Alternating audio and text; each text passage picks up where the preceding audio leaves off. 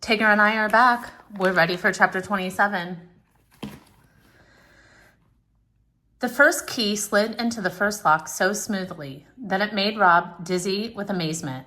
It was going to be so easy to let the tiger go. "Hurry," Sistine said to him. "Hurry up, get the other locks." He opened the second lock and the third, and then he took them off one by one and handed them to Sistine, who laid them on the ground. "Now open the door," she said. Rob's heart pounded and fluttered in his chest. "What if he eats us?" he asked. "He won't," said Sistine. "He'll leave us alone out of gratitude. We're his emancipators." Rob flung the door wide. "Get out of the way," he shouted, and they both jumped back from the door and waited.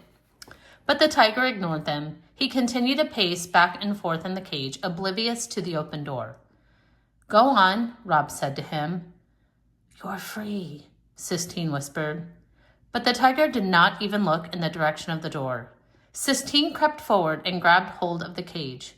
She shook it. "Get out!" she screamed. "Come on," she said, turning to Rob. Help me get him out." Rob grabbed hold of the fence and shook it. "Get," he said. The tiger stopped pacing and turned to stare at both of them, clinging like monkeys to the cage. "Go on!"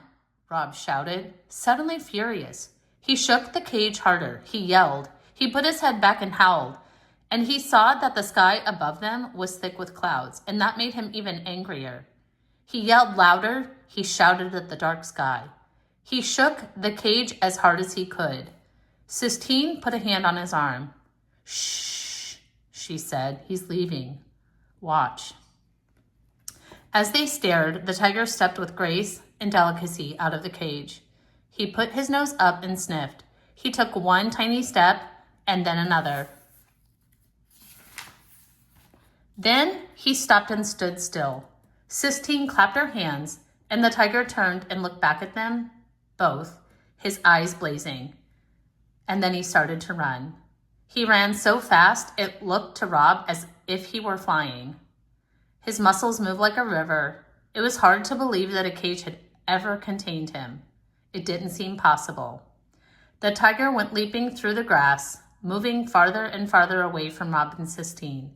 He looked like the sun, rising and setting again and again. And watching him go, Rob felt his own heart rising and falling, beating in time.